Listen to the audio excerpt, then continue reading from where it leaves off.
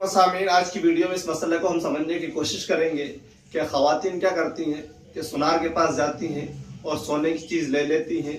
और सोना ये बेसर्फ है, एक बे है फ़ुक़हा की इस्तिलाह में, यानी इस पर नक़द ज़रूरी है।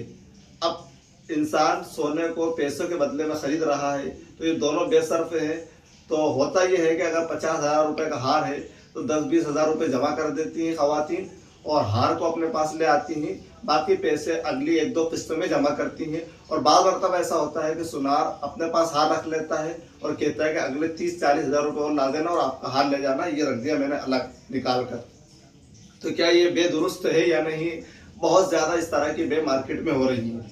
तो अगर सोने को रुपये के बदले में ख़रीदा जा रहा है, और कोई सोने के बदले में तो बहुत कम खरीदते हैं, बल्कि पैसे के बदले में खरीदते हैं, और सोने पर खरीदार ने मजलिस अक़्द में कब्जा कर लिया, यानी जहाँ ये खरीदो फरोख्त हो रही है, जो बे चल रही है, उसी वक्त सोने पर कब्जा कर लिया है और आधे पैसे दे दिए। मिसाल के तौर पर 50,000 रुपये का हार है तो 30,000 रुपये दिए हैं और हार ले लिया, 30,000 रुपये कहा कि बाद में दे देंगे।